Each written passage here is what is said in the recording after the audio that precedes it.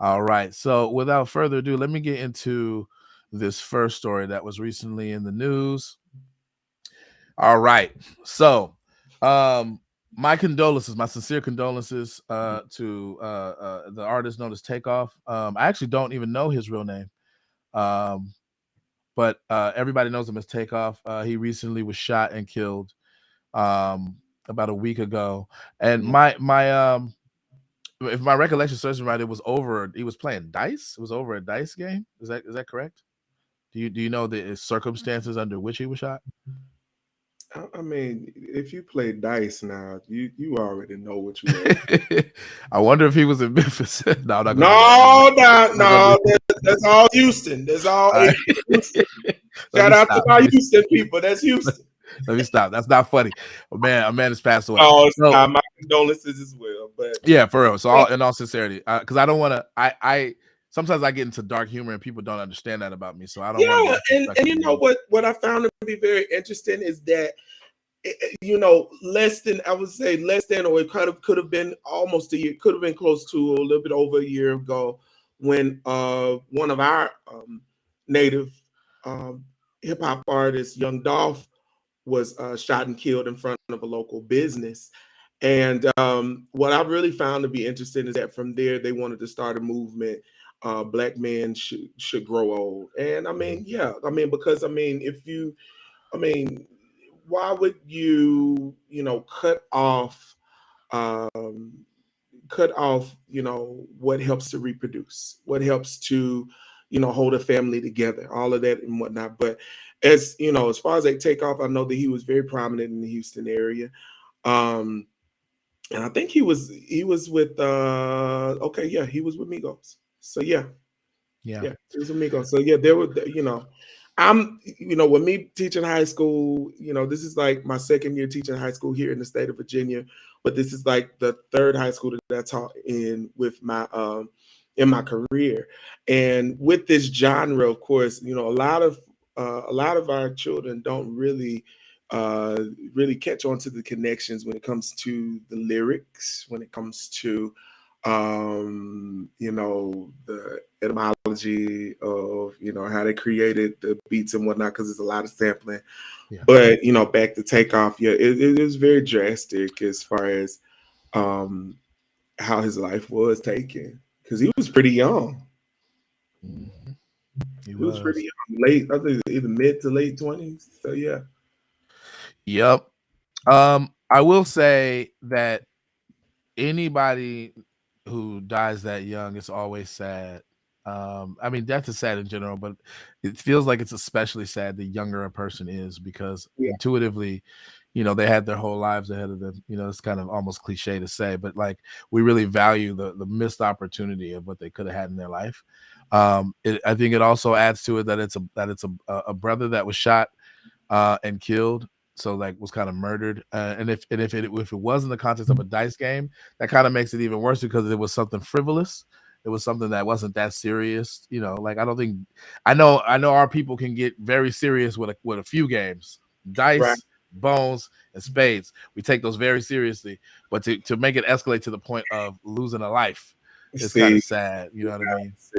see, spades now. You already know. You already know. we gotta balance between being respectful about And you the gotta watch. tragedy. You gotta watch them people that be making up rules on the fly when what they doing now. Yeah, You gotta true. do that. That's so true. Yeah. So this article right here is focusing in on the memorial service. So Drake and Justin Bieber were among the notable names that joined fans at the Atlanta service for Migos. It reads, thousands of fans have paid their final respects to Migos rapper Takeoff at a star-studded memorial service in Atlanta, Georgia. I think it was at State Farm Arena. Stars including Mhm. Drake, Justin Bieber, Chloe Bailey were all reported to be in attendance at Friday's celebration of life ceremony. The 28-year-old musician died in a shooting at a bowling alley in Houston, Texas, earlier this month. So I don't know if they were shooting dice at the bowling alley or if they were playing or they were bowling. All we Um, know is that it was a private party. Right. Police are still investigating and have made no arrests. Fans braved the rain to attend the roughly 3-hour event at the State Farm Arena, a 21,000 capacity stadium. Relatives, including the two surviving members of Migos, his uncle Quavo, and his cousin Offset, led with heartfelt tributes to the young artist. Atlanta Mayor Andre Dickens gave the late rapper, whose real name is Kershnik Kari Ball, so I didn't know that, the city's highest honor, which is the Phoenix Award. The event also featured musical performances from Beaver, Bailey, and gospel artist Yolanda Adams and Byron Cage. I love me some Yolanda Adams, man. I grew up on Yolanda Adams. Yes, sir. I don't know Byron Cage. Is Byron Cage good Byron Cage is very prominent. I in the love gospel scene? I love him. You know, he brings a different flair to praise and worship. So yeah, he's pretty cool. He's pretty cool. He's written. Matter of fact, a lot of people never really knew that he wrote for a lot of artists before he came out as a solo artist. I didn't know that. For a lot of gospel artists specifically. Yes, yes, a lot Okay. of gospel artists. He was also a minister of music at New Birth. You know, that's Yeah. where late Bishop Eddie Long was. So he was there years and years ago. So yeah, Mm-hmm. very, So very I'm good. gonna read this summary, and then we're gonna give our kind of more wider take. Yeah. No media was allowed inside the venue, and phones and recording devices were also banned. But in images and videos leaked on social media, Drake and others were shown making heartfelt speeches. Following the event, a motorcade was seen carrying Takeoff's body to its final resting place. The rapper was killed on the 1st of November by a stray bullet. So it was a stray bullet after an altercation broke out at a private party he was attending in Houston. So it wasn't even intended for him. In some sense, that makes it even more sad. Police Right. Chief Troy Finner, who has said at least 40 eyewitnesses may have been in attendance, has pleaded with the community to provide information. And that's going to implicate something I want to get into in a second, which is how our culture responds to the concept of snitching or snitches. But as far as the wider significance, and might be the part that might become a little controversial. Right. I think there's multiple ways to look at this for sure. People who tend to lean right of center, though, are seizing on what I think they think is another example of toxicity in our community. The fact that a young black man, particularly a prominent one, was killed in the way that he was killed because of the altercation that happened, which we know very little about. I think they think serves as an example of, you know, how how violence uh, is way too prevalent in our community and results in, you know, us killing us basically. We Yeah. don't know the race of the person who shot the gun, so we don't even know if this would even count as a quote unquote black on black crime. But that's the kind of thing that the people right of center are saying. I think people left of center are really just focusing in on the tragedy of this, that a person was taken from us in this way, and there's somewhat of an accident insofar as it was a stray bullet, so it wasn't intended for him. Um, but this person was gone so soon, kind of thing. I think they're focusing on that, and also what he means, kind of with his stamp and his art and hip hop and stuff like that. One of the Right. reasons why he was so prominent was because his music was very well received, particularly in the Atlanta community. I believe the Migos are from Atlanta. Is that correct? Hmm.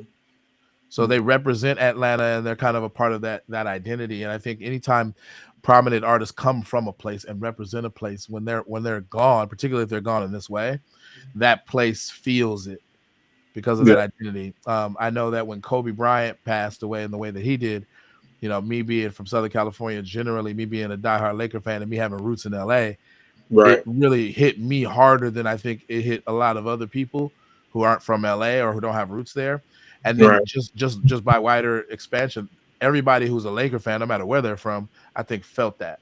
So that's just Right. another example. When we lose celebrities like that, it means something, particularly if they represent a specific place. So I think Mm. people left of center are focusing on that, and they're a little bit perturbed by people on the right of center, kind of right wingers, seizing in on using this as a kind of example to kind of wag the finger at the black community. So I try to present that pretty neutrally. I do think that there is a discussion to be had about ways to improve our community and our disposition towards, kind of intra-communal violence, Yeah. and ways to solve that. But what is your take on all of this? I All I can say about this is, like you were alluding to a while back, as far as like our people when it comes to matters such as this. Before we draw conclusions, before we start conversations amongst ourselves, we need to get the full details, before because the one thing that you don't want to do is have some misinformation out in the wind, and then all of a sudden you find yourself in the wrong once you find out the whole story of it. But it's rather tragic, because I mean, like, he was a part of a group that contributed to a new string of hip hop, you know, Mhm, because they came out while we were in college. mhm. So, you know, it even though you may not have known them personally, it does affect you in some shape, form, or fashion. So yeah, I think the Migos kind of transcended just Atlanta. I think they represented the South and that yeah, style of rap music in general. yeah, So they kind of rep the whole South. So I think people in the South are feeling it as well yeah, as people in Atlanta. Um, yeah, yeah, and because they it's because good. they represent what's called the dirty South. Yeah, but yeah, like that. Of course, Atlanta in itself had its own style, when it came to that span, not that span, but that area of hip hop, when it comes to from the dirty. As I said earlier. So yeah. Yeah, there's somebody in the comment that said that the underlying tragedy was that Takeoff and Offset were not on good terms, ostensibly over a woman, maybe Cardi, and that will have to be unpacked eventually. So that's probably a part of the kind of gossip that's going on Yeah. out there and kind of the streets and whatever. Hmm. Um, it's at this point I think unconfirmed what the nature of the altercation was about and to what extent it had anything to do with Takeoff specifically getting shot. But in general, I think there is. I'm trying to walk a delicate line because I do see where people left the center are coming from in terms of being a little bit off, finding it off-putting or being a little bit pissed that Yeah. those right of center are seizing on this to wag their finger at the black community for I guess toxicity or violence that happens in there. But at the Yeah. same time, I do think that we do. It would be in our best interest as a community to have a healthy and open conversation Hmm. about how violence negatively impacts us, the extent to which we hurt us. I think that there is room to talk about that, but it's got to be done in a way that's healthy, that's constructive, and is not going to give ammo to members outside of our community to demonize us unfairly. Right. I think that's the biggest concern that people left the center have, and I see where they're coming from, Right. because you can have this conversation in a way that makes it look like black people are just hella violent and we're crazy or whatever, and it's that damn rap music, and rap music makes us do evil things. It's like And there's that's been going on for years when it exactly, comes to that genre. Um, exactly, and it just makes you wonder, like, is this all that epitomizes us as a people? I mean, like, that genre, I mean, the contributions that the genre has made in itself, I mean, not just only for a good time at a party, but there was also some political innuendo that was put in some of these, as far as like messages, as far as mhm, like the harsh realities that many of our artists have experienced in their own neighborhoods. mhm, And the good thing, not well, yeah, the good thing, the saving grace, would be that they have something on a particular topic, and then they go months, and then they hear somebody else touching on that topic. yes, So to know there that there they're not alone in this thing, that's something that there really intrigued me, because as much bad publicity that some people would want to connect to hip hop and say that, oh well, all they talk about is women, drugs, money, cars, clothes, houses, like that's the only thing that they want to talk yeah, about. No, some of these there folks are well educated. yeah, They're yeah, running. Some of them are running but Fortune there is a 5. there is a companies. there is a fair and healthy critique that I think the people right of center are trying to get at. I don't know that their approach to communicating that is the most effective or constructive, because it comes off as finger waggy, like see, Mhm, there you Negroes go again, and I don't think that that's helpful, because it mhm, doesn't take into account the realities, mhm. particularly the systemic realities that contribute to it. They make it sound like Right. it's all just a bunch of people making bad choices, and it does involve that, but the systemic factors contribute to that too. When you live under cycles of poverty, you're more likely to be willing to stoop to things that, if you didn't live under those conditions, you probably, it wouldn't even occur to you. It probably wouldn't even cross your mind. Mhm. So there's like that nuance. There's also the nuance of what you touched on, which I think is brilliant, which is that rap music as a genre is a double-edged sword, at the same time that it is one of the main means by which some of the toxic tropes in our community are perpetuated and Yeah. and reified. It also creates a pathway of opportunity for people to bootstrap their way out of the hood, and you Mhm. have rags to riches success stories, and also get get their lyrical genius and their musical talents out to wide audiences that would never ever hear that those stories that they have to tell, or never ever hear the harsh realities that they survived, but for that art. And so Mhm. and a lot of times the art, when it's done well, entails a critique of the systemic factors that actually contributed to those harsh realities. So to demonize people from basically portraying the harsh realities that they grew up in, and that many of the people that they loved and lost grew up in an artistic form, and then leveraging that art to get out of that situation, to then turn around and demonize them because it entails the truths of that reality, Yeah, is because like not nuanced enough. their story is being discounted. You know, Yeah. that's one thing that you don't want to do is discount somebody's experience of the thing, because you don't know what it is that they had to experience prior to that, and it's almost um insensitive to do that to a person, because I mean, like, who are you to make assumptions about what it is that they got going on? Hmm. You Yeah. know.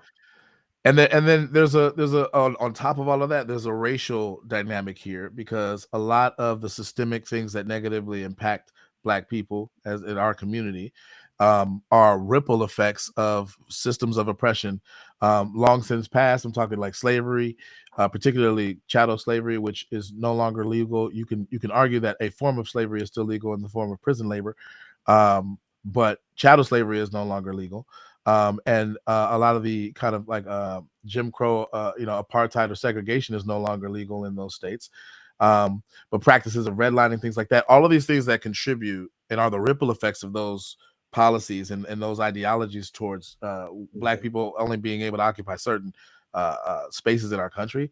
Like, there's a racial lens to look at all of this, and a lot of that gets lost because you have people, and sometimes people from our own community, like Candace Owens or like Larry Elder, who want to basically boil everything down to bad choices and independent, and I get the importance of, I get why people are so gung ho about bootstrapping, about doing your part to pull yourself out of your situation, maximizing yourself. I get the ethics of that, but like, I think the mistake is ignoring the systemic factors that contribute to the conditions that are really difficult to bootstrap yourself out of in the first place. Like, that's where the mistake of the Larry Elders and the Candace Owens is coming, in my opinion. And so, like, they're the whatever virtues their perspective has, I think, is undermined by their unwillingness to deal with the systemic stuff in general. Like, they just don't want to touch it. It's just like, no, you can't blame it on systems. We've already ended all of that racism stuff. Like, just bootstrap your way out of it. It's like, bro, like, if you've ever like been in Section 8, if you ever like had to survive on food stamps, if you ever needed that shit, bro, like, you understand in a very fundamental way how, like the vital necessity that is for your fucking survival. And so, just somebody just telling, I like the way Dr. King put it. It's a cruel jest to tell a man with no boots to pull himself up by his own bootstraps, right? I just think that that's a really like quick way to get at this idea of like, you're fundamentally misunderstanding the nature of the deficit and what causes the deficit, to just turn around and then blame a person for them being in the deficit and not being able to work miracles, right? Exactly. You know what I mean? And So we need to be able to have this discussion in a constructive way where, yes, the Larry Elders and the Candace Owenses and the people who epitomize that perspective can come to the table and talk with the more progressive left-leaning types in a way that's not so toxic, in a way that's not so, oh, you're Larry Elder, you're the new face, you're the black face of white supremacy. Like that's a bit much. I don't think Larry Elder is in any genuine sense supporting of white supremacy. I think that he's just philosophically misguided about the best way to think of solutions to these kinds of problems. I think he's right to recognize that there are problems in our community, um, but the failure to recognize the systemic contributions to those problems is, I think, where he misses it. And then on the other side, I think a lot of times people left of center, the more progressive types, they fail to properly identify the extent to which we actually can do stuff within our community to help ourselves and to minimize that cycle of poverty, the vicious cycles of some of the negative or toxic tropes in our community. We do have the ability to make choices, and we can make better choices within our community. And there's something empowering about that. And I think a lot of times people left of center are overly focused on the systemic stuff, and they make it seem like black people have no agency whatsoever. Like like stuff just happens to us and it's never our fault. Like that's the other opposite extreme. I think the right answer is somewhere in the middle. What do you think about any of that? Right. I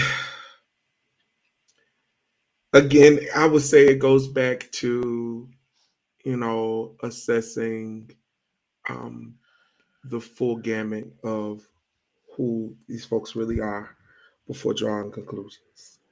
Hmm. Just like you said, um, you know, and it also makes you wonder, are they considering who it is that they're voting for when it comes to putting people in places of power?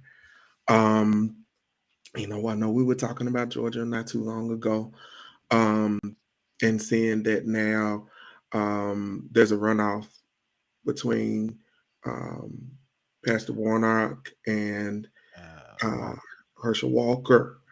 You're wondering, okay, you got one person that was endorsed by our former president that has no um, political experience, whereas you have somebody else, that the other, that has had some experience, that has done the work, that has done all of these other things. But you know, what I really found to be very interesting is that while the campaigns were going on, going down the list of what was connected to each of these people. So yeah, I completely agree with what it is that you just said. You got Um, to find out all your sources before you draw the conclusions with right. the people. But yeah, I'll wrap it up by saying, before we move on to your first story, I'll wrap it up by saying, it definitely is a tragic loss anytime you see a person die in this way, period. A person getting shot and killed, even if it's accidental. I think for me, because of my affinity for my community, it's especially tragic to see a black man so young die.